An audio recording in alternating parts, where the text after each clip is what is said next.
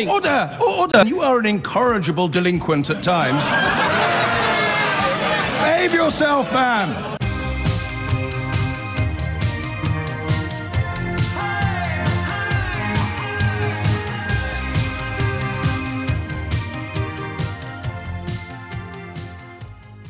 Where we spend some time now with an author who's written a book speaking directly to many of the issues that we've been covering on the programme lately, although from a variety of different angles. I'm going to do something I don't often do and read you the flyleaf, because you will hear echoes of many of the programmes that you've listened to with me lately. Something has gone badly wrong, writes Tom Baldwin. People loathe politicians, distrust the press, and increasingly fear each other. And that is an observation that applies to almost every topic we cover, including the one that we're talking about now, police cuts. How can anybody think it's not linked to, that the rising crime isn't linked to cuts? Answer, well, we can blame it all on foreign aid or immigration or the fact that the Mayor of London is a Muslim. He goes on, it's easy to blame Russian trolls, Facebook news feeds, or the sinister manipulation of big data, but these are all symptoms of an abusive 30-year relationship between politics, the media, and a new information age. Tom Baldwin joins me now. The first question I have to ask you, Tom, is long before you became the communications director for the Labour Party, you were a political journalist, and I kind of... The phrase that springs to mind when I read books like yours is, it's a bit late, lads. Shouldn't you have spotted this sooner? I plead guilty. I think I was very much part of this abusive relationship. I think if you look back 30 years, you're seeing an expanded, insurgent media. You were, 24/7 cable news, newspapers swaggering around. They were profitable in the 1990s, and I think that was the point when truth began to be unpicked. I mean, the example I use in my book is Boris Johnson, who arrived in Brussels as a callow correspondent who covered Europe for Daily Telegraph and made his name. Before he was famous as a politician, he was famous for the guy who made up stories about Brussels banning prawn cocktail-flavoured crisps or imposing underside condoms on the Great British Penis. I was quite open about it as well. The phrase he used was lobbing grenades back to the greenhouse. You'd hear the windows smashing of the greenhouses back in Britain. He actually boasted about being dishonest, and he got the job on the Telegraph shortly after being fired from the Times for making up quotes from his own godfather.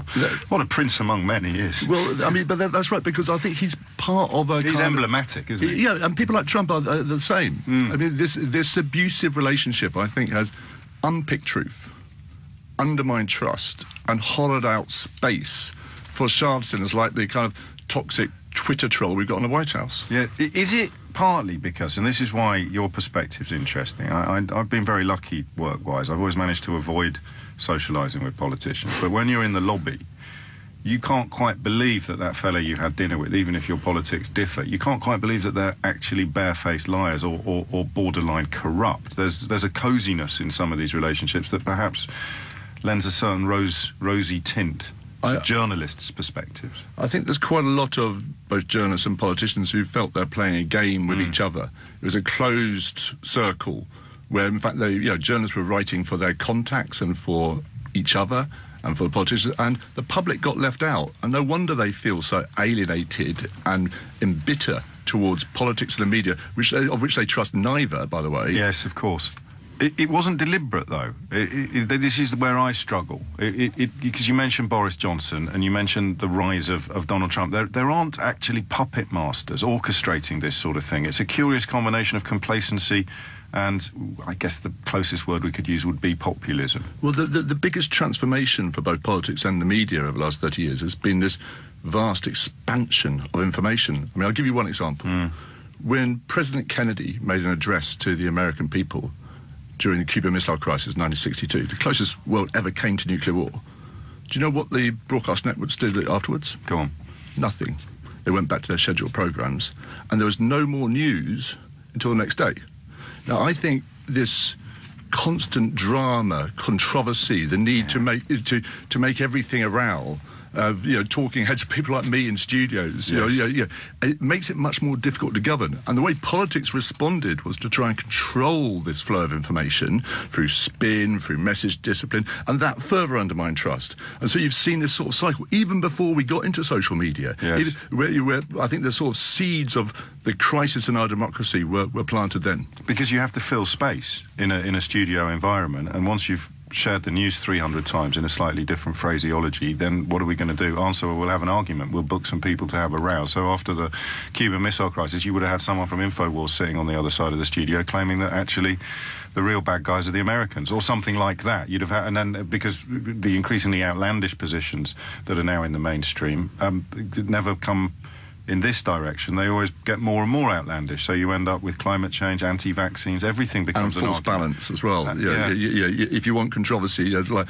99,000 climate change scientists say that it's man-made. One says not. Well, let's get one from each side and have an argument, right? I mean, we saw it on MMR. We saw it on some of the ridiculous claims made about Brexit, where almost every economist who's got a sort of A-level start qualifications knew that Brexit was going to be a disaster for our economy.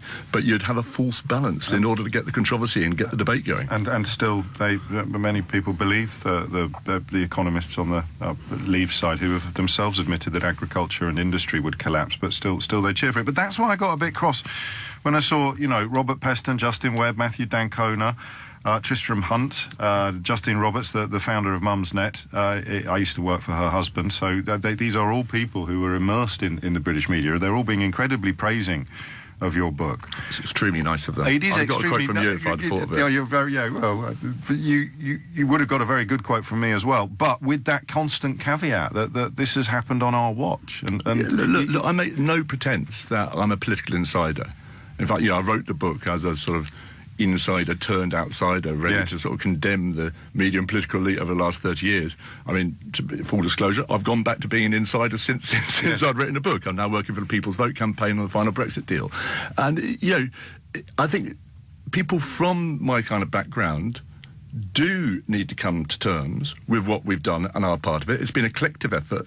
I think, it's, as you've said on the flyleaf of the book, it's too easy for people of our kind of perspective, sort of progressive people, to blame everybody else when I think we bear a large part of the responsibility for the way we have behaved in relation to this information age. Except that, I mean, you cast yourself as one of the good guys. The problem is, the analogy we use on the programme a lot, is that it's a lot easier to sell tickets for the ghost train than it is for the speak your weight machine. So it doesn't matter how many people you've got out there punting for the speak your weight machine. All you need is someone to stand up and shout fire on the front page of the Sun, and all of the good work gets undone immediately. And I talk about this a lot in my book, Ctrl Alt Delete, that what travels on social media is fear. It's what shocks, it's what surprises, what makes you laugh, or what's reinforced an existing prejudice. In the old days, I think we're in a sort of hybrid system now between sort of TV age and the social media age. But I think TV pushed people towards the centre in that you had to be all things to all people. Yeah. Social media is pulling politics apart. Now, does that mean we give up and despair? No, it means that progressive politics has to get better at making emotional connection. And let me give you one example of what I mean. Go on. At the People's Vote campaign, the danger is, and the kind of accusation of people who don't like what's happening with the Brexit deal, is that it's the establishment telling the people that they got it wrong 2 years ago. We're actually doing the opposite. We're trying to represent the people who are going back to the establishment and said, you've screwed up the last 2 years, and we want to take back control of this decision. And that is the dichotomy, the people speaking up. Because Kieran is a van driver. I don't know if you've come across him. I've come across Kieran. I'm good friends with Kieran. He's hero of LBC. He is a hero of LBC, but he popped in this morning to drop off some cheese, actually. So I should say thank you very much for the fromage to Kieran. But to make a valid point, that if there are customs checks after March of next year, then that cheese will not get here in time. It will have gone off. But also, the front of the Times today, this warning, the weekly warning, 250,000 businesses being told to prepare for customs arrangements. So that is paperwork, bureaucracy, all the things that people were told we were going to reduce by leaving. So you kind of have logic on your side, but then you come up against the demagogues. There's a fascinating interview with Michael Gove in the book, where he seems to try to get off the hook for weaponising Turkey's membership of the EU. Despite all the speeches he made himself. This is why I practice a very different brand of journalism from you, because I would have struggled not to chin him at that point, whereas you have to sit there taking notes. As Michael Gove, who literally contributed, was a key member of the campaign that weaponised the non-existent prospect of Turkey joining the EU at any time soon, and now somehow says maybe it was regrettable that we used immigration in that way. But you see, Michael, I mean, I've known Michael a very long time. See, this takes me back to my first question. Look, I mean, inside, I can't help being, what I've done. Yeah, and I've known you're on Michael. the Times together, presumably. I knew Michael at university. I was on the Times with him. He was my news editor. I went to his wedding. Yes. And I said to him in this interview, look, I've known you for 30 years. Yes. And I know you, and I can't believe you were comfortable parroting that. There's really dangerous stuff about being swamped by Turkish immigrants. And he was neck deep in it. Yeah, and he pauses a really long time, because, there's a decent side to Michael Gove. These people are human beings. Sure. And he said, I know what you mean. And the worst thing is they know they're doing it. They know they're wrong. They know they know what games they're playing.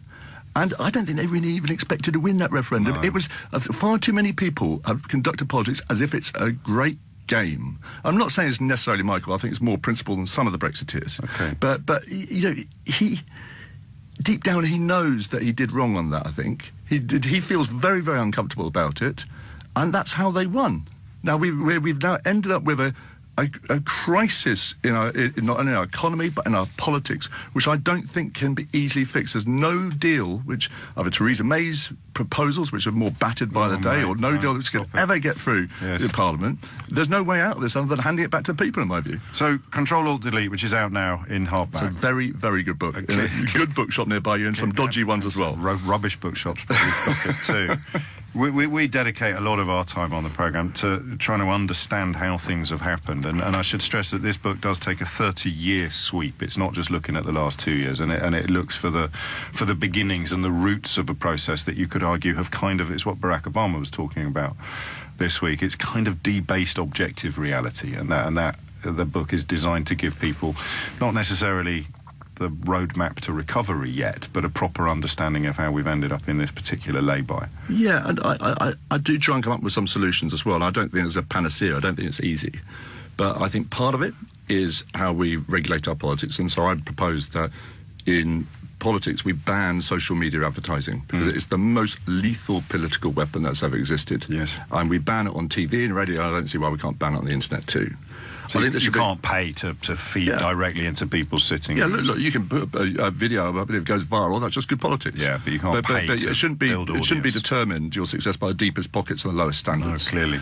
I think there should be proper spot checks on data, like you have in Olympic sport, and Russians are quite good at getting past that too. Certainly are. I think, but more importantly, I think perhaps we need to reconnect our media to some bedrock of truth, and I think there's a lot can be done in terms of. But it's so local commercially journalism. attractive to do the opposite, though. That's the problem we've got. So in the end, I think it's about our relationship with technology. And technology is something that's moving at the speed of electrons, and politics is moving at the speed of elections, to be frank. Yeah. And I don't think there's a sort of solution which involves purely laws and regulations. In the end, we've got to come to terms with this information age, both of us, because otherwise, the liberal democracy which we value is not going to survive. The free markets, free speech, free societies are under attack. And there shouldn't be a sort of battle between Capitol Hill and Silicon Valley.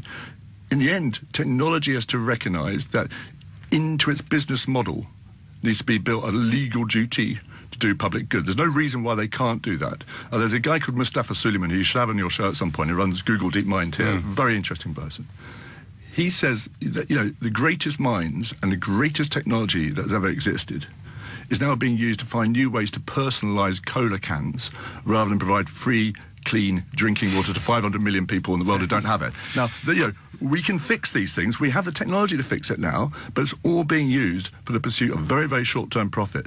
In the same way that our politics is pursuing very, very short-term goals, as we're seeing with Theresa May now. So, I think if we're going to survive, if our democracy is going to survive and prosper, we need to reset it. We need to reboot it. Ctrl Alt Delete. Hence the title, lest anyone was wondering. It's 3 minutes after 11. Tom Baldwin, let's take it as a compliment that we've delayed the news for 3 minutes. You wouldn't get that on the BBC.